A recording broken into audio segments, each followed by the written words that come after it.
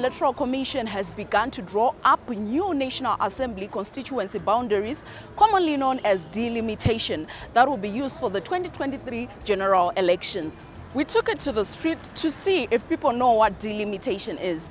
Hello and welcome to yet another exciting episode of Constituency Talk. I'm your host, Delimitation Pafazomaka. Vakuru mukatudza munogara muwadi ipi wezve muconstituency ipi?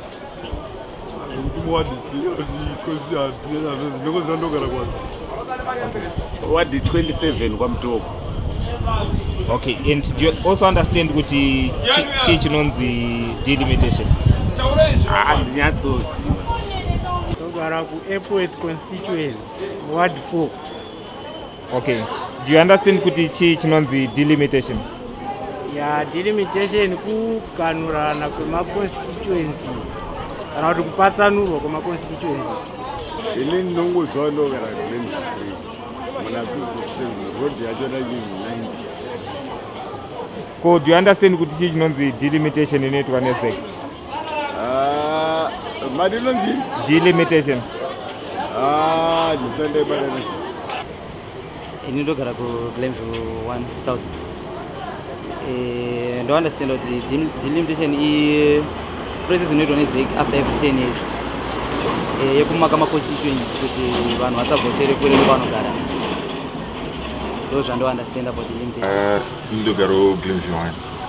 And to my understanding, delimitation process in 20 to mark constituencies. Number one.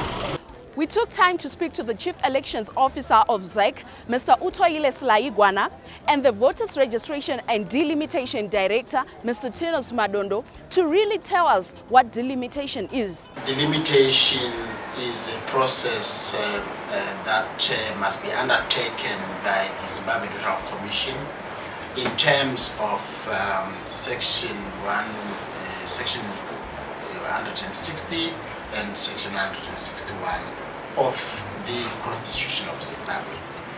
Delimitation entails partitioning or demarcating polling areas according to the number of the voters into manageable sections that are within a specified threshold of the number of voters that are needed within a constituency or within a ward.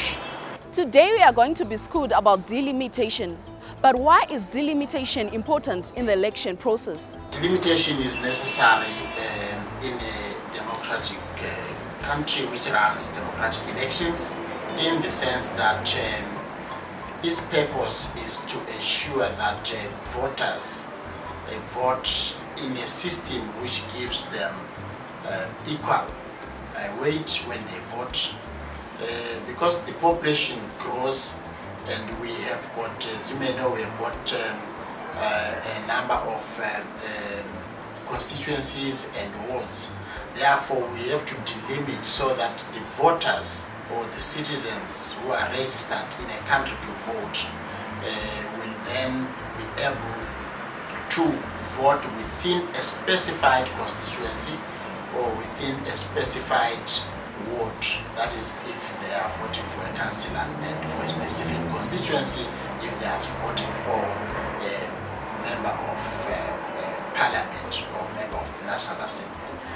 If we do not do delimitation as a country, there will be some unequal representation of the voting strength among the citizens. Therefore, it is necessary to delimit the constituencies into almost equal number of voters, so that there is what I would call a balance or almost an equal strength of the vote. The essence of delimitation is in promoting fairness and manageability of elections, because it comes up with electoral boundaries for polling areas, which makes it very easy to process people who are trying to vote in a polling day, and also it tends to give out fairness in terms of giving seats to people in a fair manner across the country.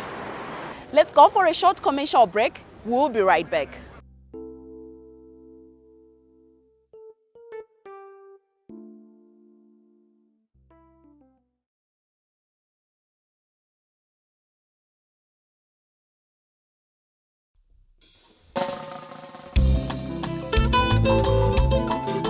Welcome back to the second segment of Constituency Talk.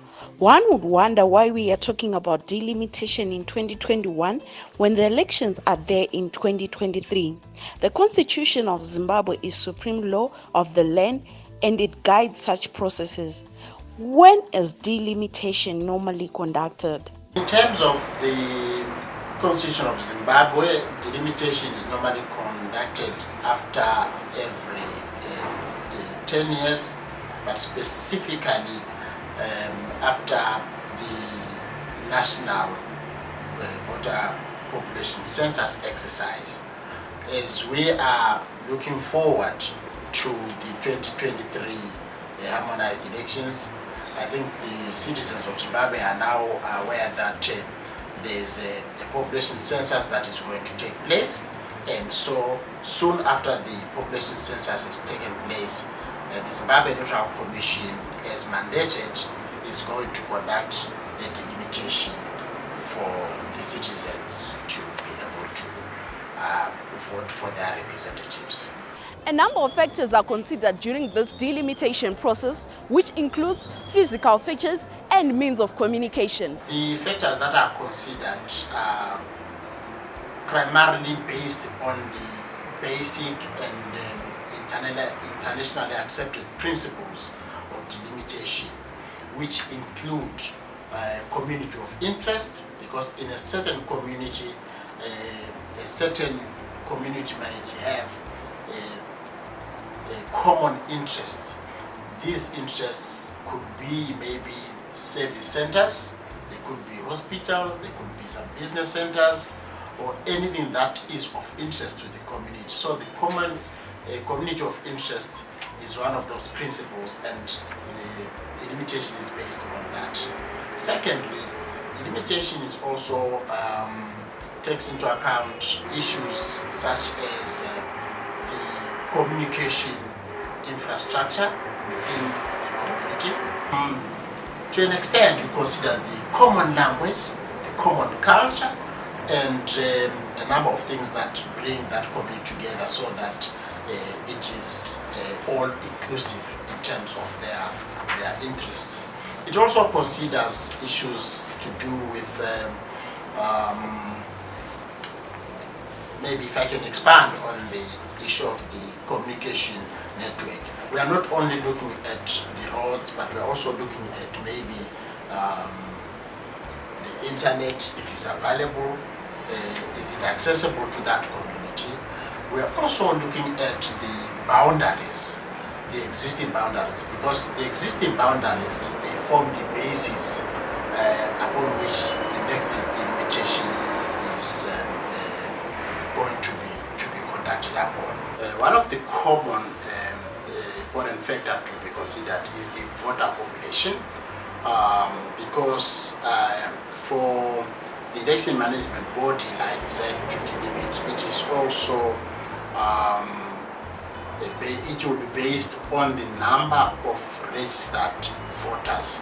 Therefore, for our citizens in Zimbabwe, it is important for them to register, because when we do delimitation, which will then determine the number of voters in each constituency or in each ward, it will be dependent upon the number of registered voters. So in other words, it is also important for citizens to register as voters, so that when we delimit, then we take those numbers into account.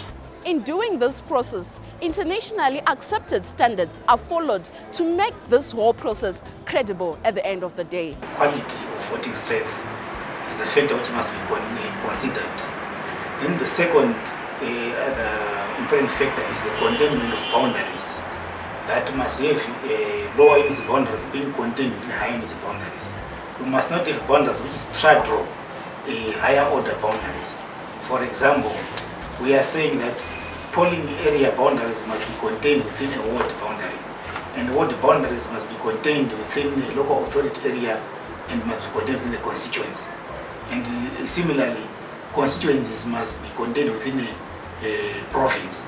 There is no constituency must straddle a province. That is on the main factors. Then there are other supporting factors as we alluded to, which include we also decide community of interest and means of communication. We consider physical features. We've got some big rivers, we've got mountains, which may be difficult for people to cross to access a particular service. This is actually more important when I'm considering the demarcation of wards, which also come out as administrative units, and in which also form the basis of service provision to the populations. So these issues are considered in total, and at times we have to consider one criteria above another, depending on the situation which you want to actually optimize. How does the law enhance transparency during this delimitation process? The law enhances delimitation in the sense that once a delimitation exercise has been done, basing on the, supported of course by certain data that would have come from the census population, the Zimbabwe National Commission is going to come up with a report, and that report is going to be laid at Parliament, and it is going to be debated, it's going to be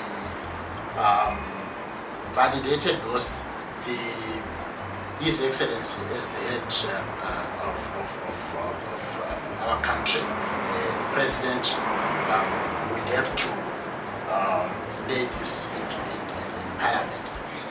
How does that assist in terms of the question you have asked? It assists in the sense that the parliamentarians, as they represent the citizens or the voters in various constituencies and the wards, then they can debate, they can validate, and also confirm that indeed there is fairness.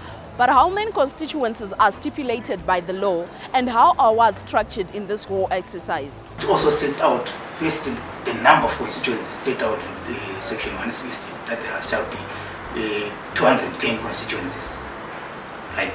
And the number of local authority wards varies by each local authority depending on the size. Some are municipalities, others are towns, others are rural areas, which would have different population sizes and different economic activities. That's what the law also says. Further, it clearly sets out who is supposed to do delimitation. In section 230 of the Constitution, it says it is the mandate of ZEC to delimit electoral boundaries and constituencies. So it clarifies who does what. And also in the Electoral Act, in section 37A, it talks of the need to gazette, to notify the public that we intend to do delimitation, and to consult and allow for public participation. That's how the law actually enhances the delimitation process. We are going for another short commercial break. Hope you're getting educated on this topic.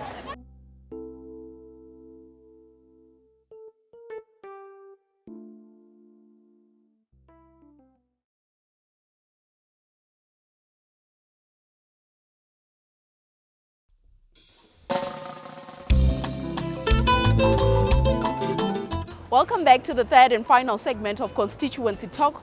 Today we have decided to talk about the constituencies and the wards that we are always discussing on our weekly programs. The Constitution of Zimbabwe states that delimitation process is supposed to be conducted after every 10 years. But when was the last delimitation process held? The last delimitation exercise in Zimbabwe was conducted in 2008. Precisely towards the end of 2007 and completed in 2008. That's when it was conducted. I may elaborate on that. We have indicated earlier on that it is conducted after every 10 years, but you are aware that after the coming in of the Constitution of 2013, then there were changes, and now it has to be delimited. These constituencies need to be delimited soon after the population census that is carried out by Zimstat. During our survey with the populace, we had some say it is the process for the elite, but who is consulted during this process? The Zimbabwe Electoral Commission consults stakeholders for any electoral activity that it carries out, including delimitation. So in this case, in terms of consultation, the Zimbabwe Electoral Commission is going to consult the citizens themselves, mainly the potential voters. It is going to consult the political parties who are also an interested stakeholder. It is going to consult community leaders. It is going to consult, these could be either maybe the traditional leaders who also live among the communities. The Zimbabwe Commission is going also to consult opinion leaders. It's going to consult the civil society organizations. It's going to consult faith-based organizations, and it is also going to consult the media, because we also believe that the media plays an important role in informing the citizens of their constitutional rights and their obligations as voters. So the consultation is going to be wide, and it's going to cover all the stakeholders who have got an interest in terms of delimitations and elections. The data used during the delimitation exercise is derived from the population census and the next census is in 2022. This has brought legal challenges and changes to the delimitation process as well. But how does the Commission intend to deal with this? Because of the coming in of the new Constitution of 2013, and also now requiring that delimitation be done soon, as soon as possible after the population census, that has led to a situation where there have been some slight changes in terms of the period to conduct the population census, as you may know, so that the Zimbabwe Electoral Commission will then conduct delimitation within a space that allows that delimitation process to be used in the next election in 2023. So in other words, means those are legal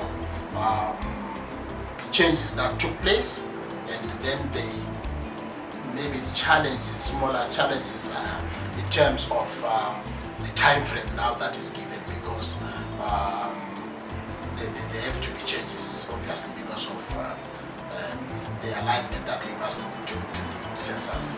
Now, how do we then address those challenges? The most important thing is that the Zimbabwe Electoral Commission is very committed to the successful of this exercise. And what we do, we have already started planning on how to conduct it. We have already started consulting in terms of engagement, firstly with Zimstats, which conducts the population census, and apart from that, we have, because as part of our planning and what I would term pre-delimitation activities, we have already, as an election management body, started to do what we call pilot exercises. We have already started doing that and consulting not only the Zimstat as the organization that conducts the census, but also other equally important government departments such as the Ministry of Local Government, the Ministry of Lands, and other such important organizations. So that's how we are trying to address these challenges, so that there is meticulous planning and meticulous execution of the delimitation exercise. In this pre-delimitation phase, the Commission has already covered ground in Lupane, Chirundu, and Mvurwi. But it's still in the pre-delimitation phase. One such activity is we've actually done the incorporation for newly proclaimed local authority areas. We have areas like, for example, Lupane, which has actually been designated as a provincial capital, and it needs to be exercised, to exercise for it from the Kusili Road City Council, so that it can stand as a local authority on its own. They've done that exercising. We've gone to Chirundu. It was proclaimed in 1983, but it was exercised last year. We named it the wards and the boundaries of the Chirundu. We have also operated local authority area from the Mazoe Road City Council in the preparation for delimitation. Because this will have the new wards which council will be selected as part of delimitation. Secondly, as has been outlined, the issue of piloting alignment of enumeration areas to polling areas is actually to come up with a way of using census data as has been inputted in the amendment of the census that ZEC must use census data in its delimitation. We have covered, Matabele and South has been said, we intend to cover Gweru and Chebut so that we can have a cross-section of all the local authorities to reflect different local government structures and the land use types and the economic activities we handled earlier. So we are going to have it also in Midlands and have it in Mashonaland West in the district of Chebut. It covers all those other different land use types and settlements pattern which we intend to pilot to see how our polling areas are going to come out. But how is the Commission operating in this COVID-19 pandemic environment? The Zimbabwe National Commission is like any other citizen in the country and elsewhere affected by the COVID-19 pandemic. However, whatever we are doing, we have made sure that before we go to these pre-delimitation activities that I spoke about, the Zimbabwe National Commission came out with a COVID-19 policy. And that policy has been shared with stakeholders, it has been shared through several platforms, including the ZEC website. And that policy then streamlines how we should work within a COVID-19 environment, and of course observing all the protocols that are as announced by the Ministry of Health and other organizations to make sure that we can, while we can the spread of COVID-19, while at the same time making sure that our constitutional mandate is carried out, but in a safe way. So this is what we've done. Our ZEC policy on COVID-19 streamlines, and it is also aligned to the national policy on the COVID-19 activities. That's all we had in this week's edition of Constituency Talk. If you'd like us to visit you in your constituency, please do get in touch with our producers. From me, your host, Delimitation, and the crew behind the scenes, God bless you.